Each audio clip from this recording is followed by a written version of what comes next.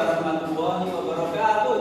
Waalaikumsalam warahmatullahi wabarakatuh. Baik, selamat pagi anak-anak. Bagaimana kabar kalian? Baik, alhamdulillah. Baik, anak sekalian, hari ini jam pertama ya. Tidak lupa mari kita berdoa dulu. Silakan ibu untuk berdoa. Silakan Mas. Monggo, kita berdoa. Ya, doa mulai.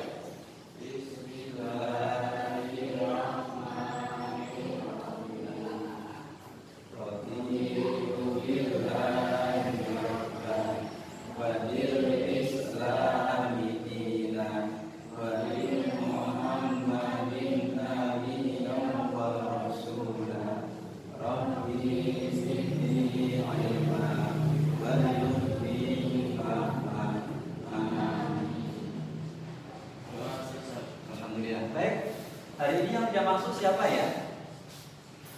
Alhamdulillah 1, 2, 3, 4 komplit. Berarti alhamdulillah kalian adalah anak-anak yang rajin sama dengan kemarin-kemarin, dan semoga kalian menjadi anak yang solid dan soleh. Baik anak sekalian, hari ini kita akan melanjutkan materi pada minggu kemarin, yaitu tentang perkembangan Islam di Nusantara. Ingat, Nusantara itu adalah yang ada sekarang di Indonesia ini. Dulu dinamakan Nusantara.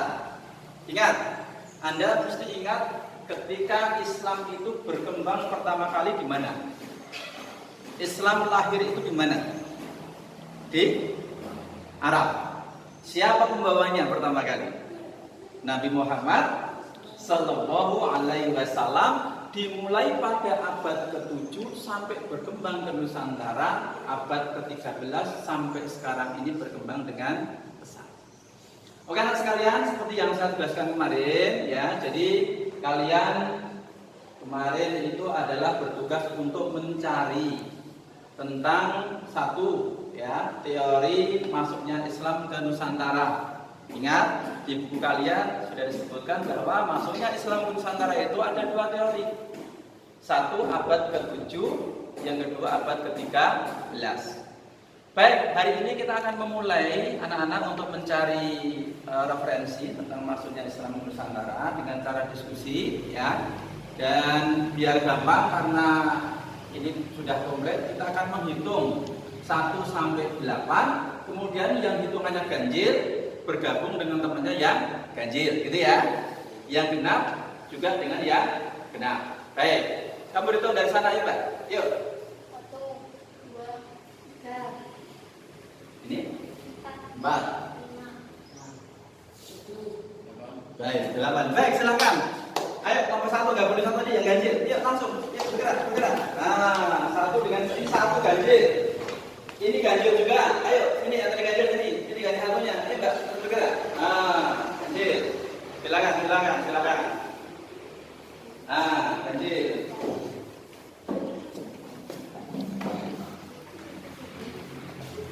Udah silakan di sana yang lain. Nah, yang genap ini, genap ini, udah. Apa aja, genap. Baik, ini adalah kelompok 1. Ini kelompok 2. Kemudian ini kelompok 3. Dan ini adalah kelompok 4. Begitu. Kok sini? Ini 1 kenapa? Nah, kenapa 1? Sini Pak. Nah, sini. Tidak apa-apa. Nah. Baik. Sekarang coba tiap kelompok mencari atau membuat soal tentang tema kita. Baik. Coba kelompok 3. Tunjuk jari siapa kelompok 3? Kelompok 3. Baik. Silakan Mas dulu dibaca soalnya. Ya. Jangan dibaca dengan suara keras. Golongan atau kelompok apa saja membawa Islam ke Nusantara pada masa awal? Jawab: 1. Pedagang. 2. Dai atau ulama. 3. Kausa. Baik. Jadi benar sekali. Yang pertama kita suruh membuat soal dan alhamdulillah kelompok berapa tadi Mas? Kelompok 3 membuat soal dengan baik. Tadi pertanyaannya adalah kelompok atau orang atau siapa saja pembawa Islam ke Indonesia itu ada 3 nama. Satu yang namanya pedagang, 2 namanya para mubalik atau para dai. Kemudian yang ketiga adalah orang-orang sufi. Baik, kita kasih bintang 1 untuk kelompok 3. Sekarang kita ke kelompok 1 mana ya? Kelompok 1 mana ya? Ini silakan dibaca hasil pencarian soal dan jawabannya. Silakan, Mbak. Sebutkan bukti-bukti yang mendukung pendapat bahwa Islam masuk ke Nusantara pada abad 7. Jawab. 1. Dari catatan sejarah kerajaan Cina. 2. Dari berita Chow Fei. 3. Dari berita Jepang. Ya, baik. Ada 2 teori anak-anak tentang masuknya Islam ke Nusantara. 1 masuk pada abad ke-7, 2 abad ke-13. Ada 3 pendapat, ada 3 pendukung yang menyatakan bahwa Islam masuk ke Nusantara abad ke-7. Ya, yang pertama adalah catatan sejarah kerajaan Cina. Yang kedua adalah dari berita Chow Fei, dan yang ketiga adalah dari berita Jepang. Jadi dari 2 kelompok ini alhamdulillah ya Pak Guru sangat senang kalian ternyata belajar dengan sungguh-sungguh, belajar dengan baik, dan saya kira ya kalian perlu menjadi contoh untuk kelas yang lain. Baik, masih ada 2 kelompok anak. Kelompok yang belum, kelompok berapa ya? Kelompok 4 mana kelompok 4? Ya, baik. Siapa jenengmu, Dok? Siapa namamu? Ya, Pak. Silakan, Pak. Dibaca soalnya itu sama hasilnya. Pada umumnya agama Islam masuk ke Nusantara atau Indonesia melalui cara apa saja? Jawab. 1. Perdagangan, 2. Perkawinan, 3. Pendidikan, 4. Tasawuf, 5. Kesenian. Ya. Jadi anak-anak, ini menarik sekali untuk kita bahas. Islam masuk ke Nusantara itu ya dengan banyak cara. Yang jelas cara yang pertama adalah melalui perdagangan. Apa? Perdagangan. Nah, ternyata cara perdagangan ini adalah cara yang paling utama dalam penyebaran Islam di Nusantara. Kenapa? Ingat, dulu para pendakwah dari Persia dan dari Gujarat. Gujarat itu adalah India bagian barat, sekarang namanya Pakistan. Ya, itu ketika beliau itu pergi ke luar negeri, tujuan utamanya adalah dalam rangka berdagang. Dalam rangka berdagang. Ingat, dulu ketika berdagang ke luar negeri naik apa? Naiknya naik apa? Kapal apa? Kapal lah, ya, atau kapal lah. Bahan bakarnya apa? Ada nggak bahan bakarnya? Tidak ada. Jadi dulu itu anak-anak para pedagang dari Arab itu ketika berlayar ke luar negeri masih mengandalkan tenaga angin. Ingat dulu dalam pelajaran IPS, angin itu ada berapa anak? Angin itu ada berapa? 1 angin barat, 2 angin timur. Ingat benar, angin barat dimulai pada bulan apa anak? Bulan Oktober sampai April. Kalau angin timur, April sampai Oktober. Artinya anak, ketika para pedagang dari Arab, dari Gujarat berlayar di Nusantara itu, anak-anak, mereka akan menggunakan arah angin yang namanya arah angin timur atau arah ke timur ke arah kita. Tetapi mesti diingat, ternyata perjalanan mereka itu kira-kira memakan waktu 6 minggu. Nah, berarti 6 minggu kan hanya 1,5 bulan, ya toh? Masih ada waktu berapa bulan itu? 4,5 bulan. Ketika mereka kembali ke tempat asalnya itu kan tidak mungkin, karena apa? Arah anginnya harus menunggu arah angin pada bulan angin barat. Jadi nunggu lagi bulan Oktober lagi baru bisa kembali ke tempat. Yang ngapain mereka kemudian di Nusantara selama 4,5 bulan itu?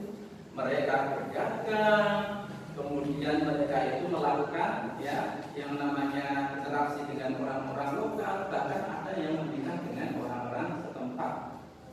Dan banyak juga yang tidak kembali ke tempat asalnya. Kenapa? Karena kadung kerasan di Nusantara, punya keluarga di sini, kemudian mereka punya anak turunan di sini. dan itulah yang dinamakan ya ulama-ulama atau para penyebar Islam pada masa awal di Nusantara. Ada juga yang namanya cara perkawinan. Masih ada hubungannya dengan tadi. Ingat, dulu sebelum Islam berkembang di Nusantara, anak-anak, kira-kira agama yang dominan di Nusantara agama? Ayo, agama apa? Sebelum Islam berkembang di Nusantara, agama sadurunge agama apa? Hindu, agama apa meneh? Buddha, agama apa meneh? Animisme, dinamis. Baik. Jadi anak-anak, ternyata perkembangan Islam di Nusantara itu luar biasa berkembang pesat. Menurut para ahli, dalam tempo kurang dari 1 abad, Islam yang sebelumnya itu 0% menjadi 90% di Nusantara. Bahkan di tanah Jawa itu 95% dalam tempo 1 abad, kurang dari 100 tahun, itu menjadi orang-orang Islam yang mayoritas. Dan itu tidak bisa disamai oleh agama-agama ini. Anak-anak, kesimpulannya sekarang ya.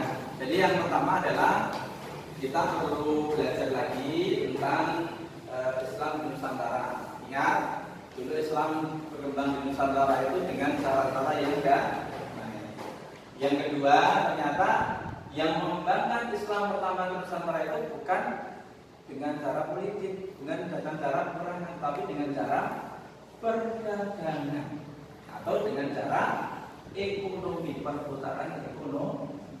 Baik, sebagai penutup anak sekalian, tugas kalian untuk minggu depan, anak-anak, tugas kalian nanti tolong mencari di internet. Punya HP dewe toh? Ya. Tugas kalian adalah mencari tentang apa kerajaan yang pertama kali di Nusantara. Kerajaan apa itu anak-anak? Di Pulau Sumatera, kerajaan Islam pertama di Nusantara. Samudra Pasai, boleh online di internet.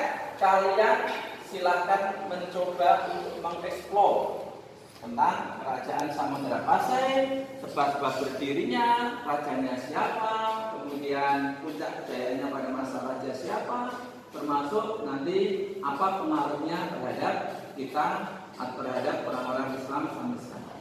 Dan terakhir, jadi sejarah itu anak-anak sekalian itu adalah yang paling penting adalah ibroh. Ibroh itu pelajaran.